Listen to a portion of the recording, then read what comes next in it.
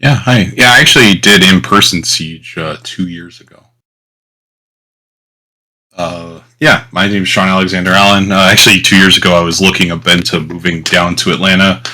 And I'm from New York, but I do now live in Atlanta. And my game journey has been kind of a long one, and one of the biggest things of my life has been putting out my own game. And the thing is indie dev can, just trying to self-publish can just feel like, I don't know, the biggest competitive thing of your life. And so I'm here to try to help out with folks with that. So I got my start at Rockstar Games, working there between about 2007 and 2012, working primarily on trailers.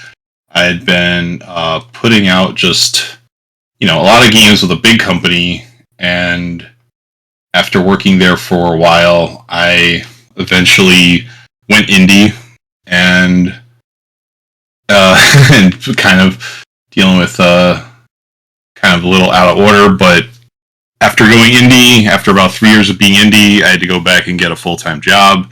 And my full-time job was working for Major League Baseball, working on a bunch of VR projects, mobile games, all sorts of things, including this game, Home Run Derby VR, which is like available on PlayStation and Steam VR, Oculus Quest, also in stadiums, and you can play it. They've had tournaments in person, which were pretty cool.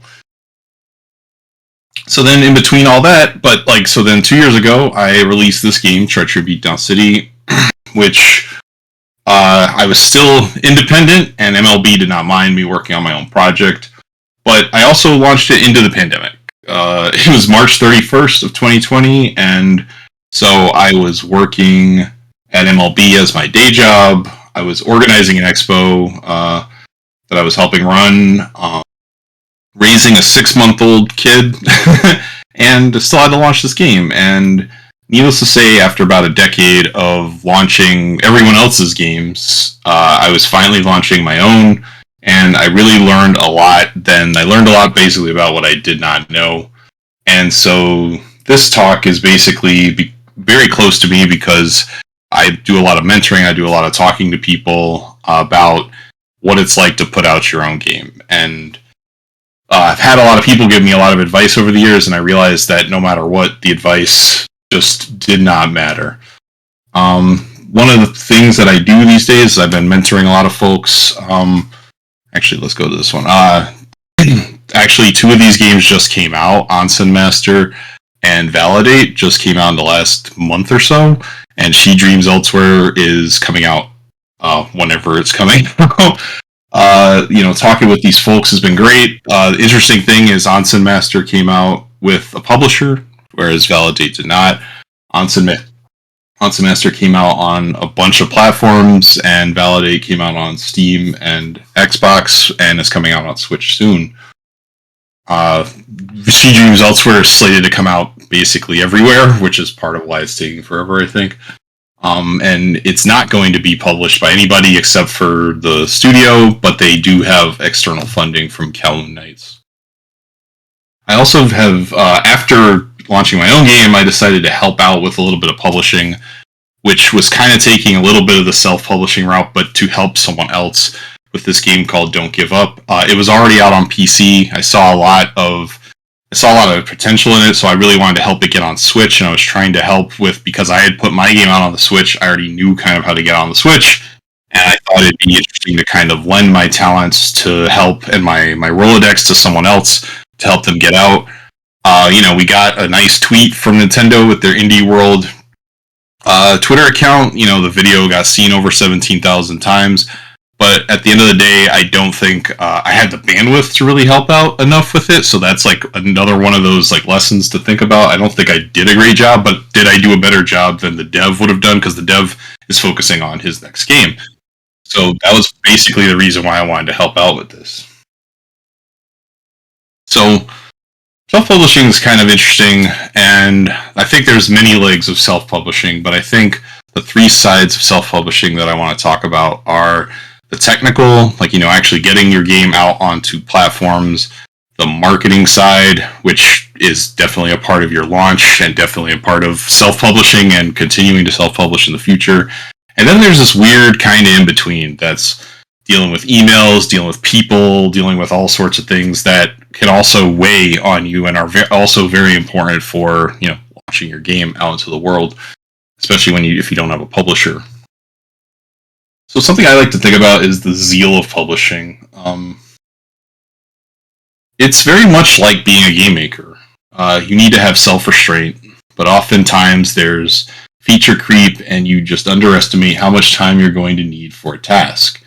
You need to have but it can be great to want to come out on lots of different platforms, and streaming platforms and consoles and everybody, but self-publishing requires resource management skills and setting expectations for yourself, for your team, for your fan base, and if you're working on anything outside of Steam, with an account manager and a bunch of marketing folks who you may never actually get to interact with and not know why they do or not do anything that you need from them. So why self-publishing? I mean, it's kind of obvious, and I ask people, why they want to self-publish, and the answers are honest, usually you want it all. You want all the money to yourself. You want to retain the rights, and people are worried about losing rights to their IP for the one game that they're putting out. They want to make sure that they're getting all the profits and not getting screwed over by an external entity.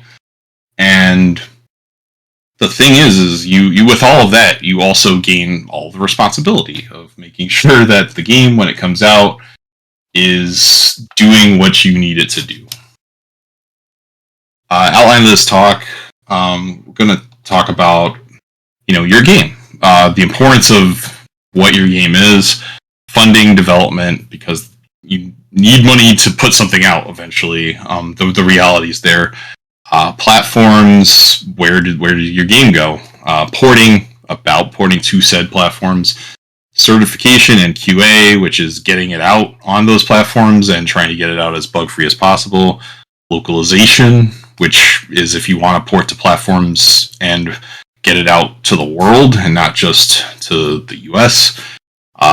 Getting ratings, things like that, which also come into marketing and PR, which is, we're going to touch a little bit on that, and then the general launch. So your game, something that's interesting, you got to have something that's cool. I honestly think there's a lot of people who focus on the whole, how do I get my game to as many people as possible, but don't necessarily think is my game something that people are going to be excited about? And it's just the long and short of it. You could go to the Nintendo Switch eShop right now and go look down and just see No Man's Sky just came out on there from, the big PlayStation wonder. If you released your game right now, it's up against No Man's Sky on the store. Is what is exciting about your game that Nintendo is going to want to promote for you? Or if you're going on Steam, I just saw Steam is so busy right now with so many games, and there's clearly some shining examples in there. And then there's, we all know, there's just a ton of, nonsense on Steam as well. And believe it or not, you're still competing against all that. Because if you go to the new releases section, there's a game that I really want to do well that's kind of just seems like it got lost on Steam. I don't know if it's lost because I obviously don't know the backend and I haven't asked about it. But it's pretty low. It's not really in the popular area. It's not in any of the spots you're supposed to be in, because there's this whole thing about you're supposed to be in these certain spots to get as many views possible about your game. And that makes me really sad. I mean, it's also October. It's when a lot of big things are coming out. So I honestly think at the end of the day, you at least should care about your game because you're going to be spending a bit of time with it. It might be a year, might be 2, might be 3. And then there's the reality of funding. That's the one thing I wanted to say. Just an aside, nobody cares about runner games, really. I feel like that's a really popular genre that I'm seeing people come out of game jams with, and they're like, oh man, I really want to put this game out, and I want Nintendo to look at it, and I want this and that and the third. And, no one's gonna look at it because it's just something that no one's really excited about unless it's dope. Like, this is Aerial Knights Never Yield. This game got a publisher. It got put on every platform. But the art, like, the aesthetics, everything about it, like, differentiated it hardcore to the point where, like, you know, you didn't look at it as a runner anymore. You looked at it as this jazzy, dystopian, graffiti, aesthetic, Spider-Man, like, Into the Spider-Verse, looking game that just was beautiful. And so people were really excited by it. And that's why people cared. But no one cared about it because it was a runner. So funding... you know, I think you got to think about this. Something that's key to think about is no matter where you get money from, you really need to be able to stick around for at least 2 to 3 months beyond your launch, because, you know, it's like you're going to have to do bug testing and everything. You're going to have to be, like, also, you're not going to get money the day we put out your game. The day you put out your game, you're not going to see any money from that. You're not going to see any money for about a month, maybe longer, depending on, like, banking scenarios or whatever. So just think about this in the back of your head. Like, no matter what, don't promise people up until the moment, like, you're going to need money like that. But also, for me personally, like, I'm someone who didn't come from, like, a savings background because I came from poverty, and I had to work a lot of jobs, had to do all sorts of things to bring in money. I had to max out credit cards, do all these things.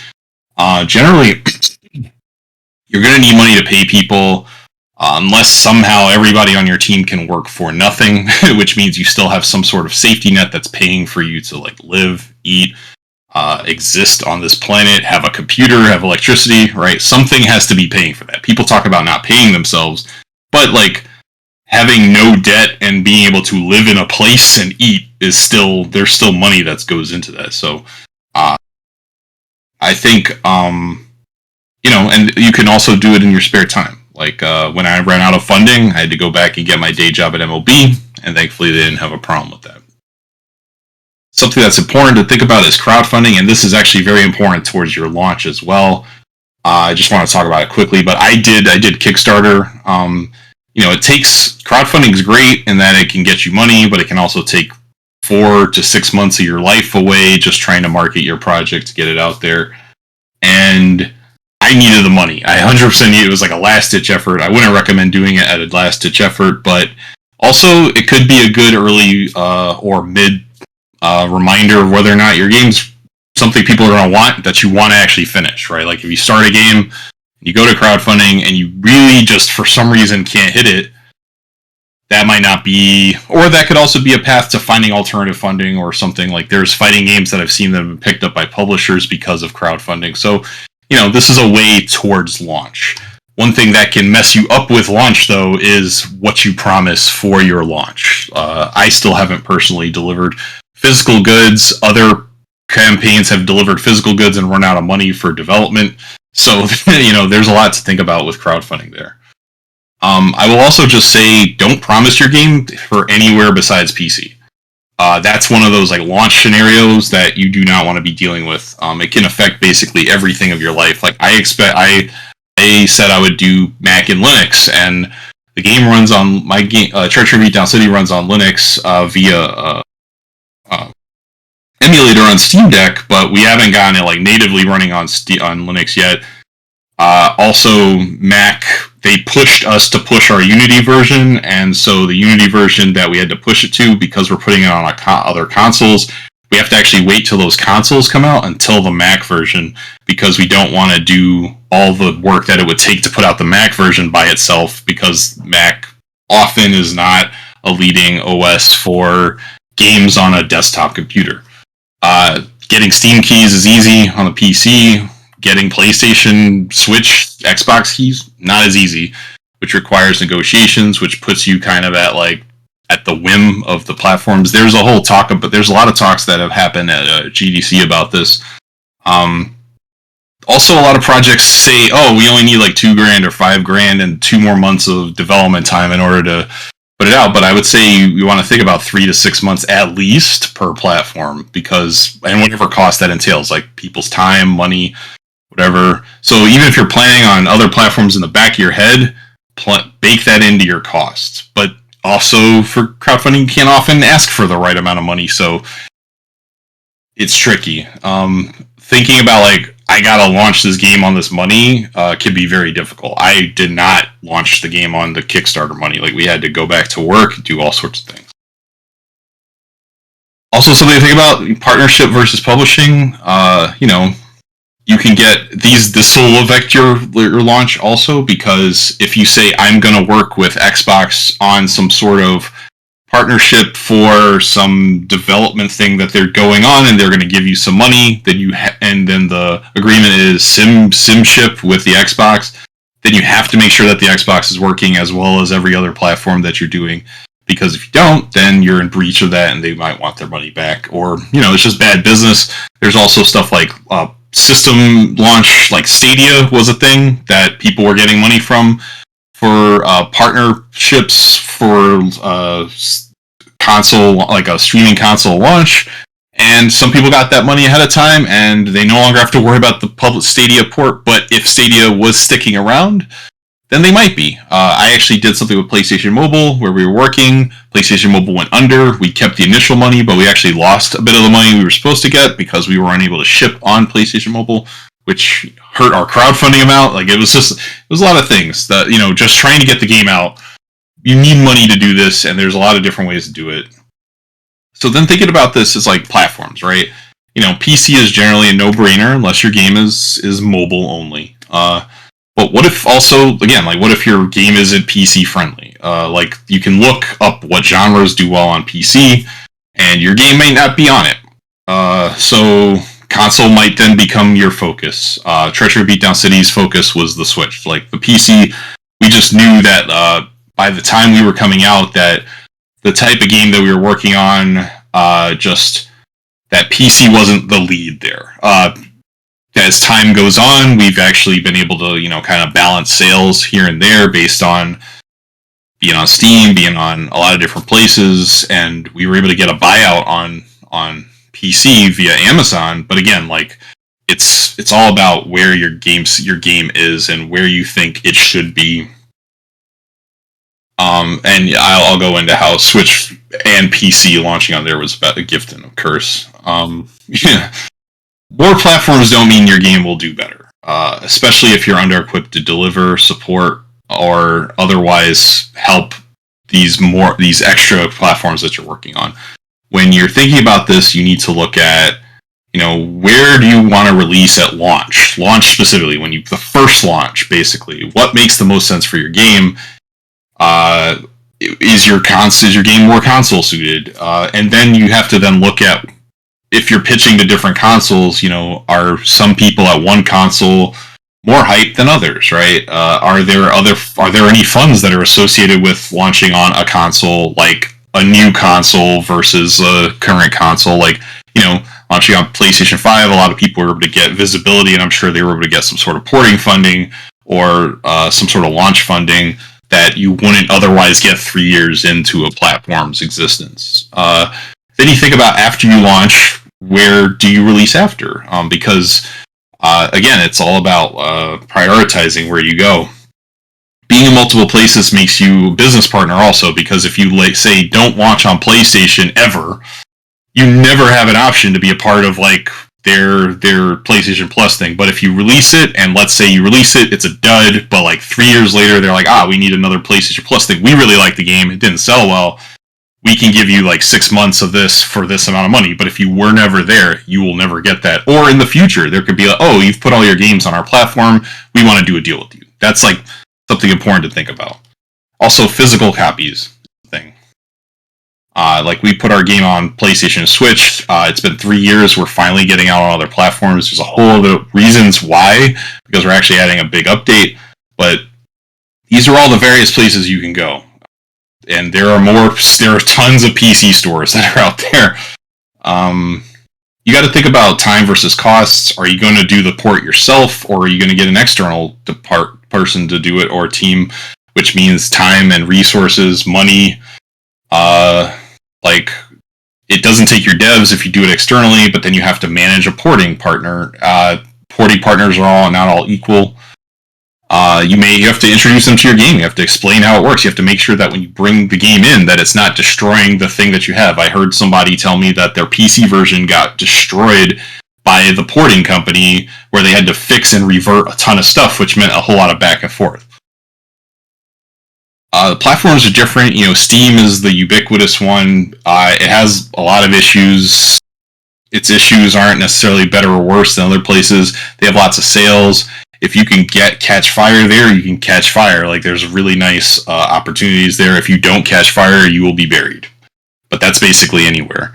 Consoles are very different than Steam. If you can get an account manager who's really excited about your game, you can get into all these different spots. It requires an ongoing relationship, though. Like, if you're going to push your game back, you need to talk to somebody. There's a whole lot of back and forth. Because, like, let's say you put your game in the Nintendo Direct, and then it gets pushed back a year. Well, you got to go to them and be like, "Hey, it got pushed back a year." They're like, "Oh, okay." They will tend to ride with you.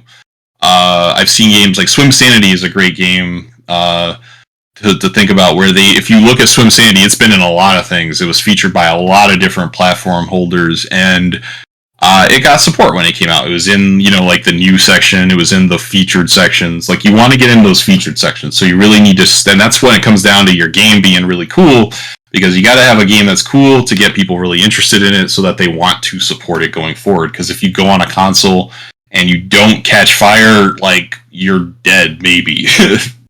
It might be time to work on the next one. Or there's a lot of external marketing that can happen there, but like sales and stuff. Mobile, is just very hard. If you want to make a mobile game, more power to you. Just think about all the stuff that's online. Like I was saying, no one cares about your runner. The most successful runners have millions upon millions of dollars invested in them. When you get on consoles, you have a thing called CERT. CERT is basically all the different companies looking at your game and seeing whether or not their controllers fail. If the controller's battery stops working at a certain part, does the controller start vibrating like uncontrollably? That's a cert fail. And each controller is different. Each controller requires different things. It's just some systems require different Unity minimum versions for submission at the same time. They might, if let's say one switches over to like 2022 or whatever while you're still in 2021, and then you try to update it to 2022 and now the game doesn't work, like then that's a whole thing to think about. QA is very important. I just want to jump through a bunch of stuff. So when you're launching your game, technical stuff is very important. Like nothing can crash your launch harder than like these critical issues. And then there are some forgivable issues, but they'll cause a lot of complaints. The best way to see a lot of this is in reviews. You mostly see the reviews written out on Steam. There's things like the build not loading. Like, I've had games be sent to me to show at a conference or something where the build just never loaded, even though the person kept telling me it loaded on their end. It didn't load on any of the people's end, and we didn't accept the game just for a conference, let alone the store.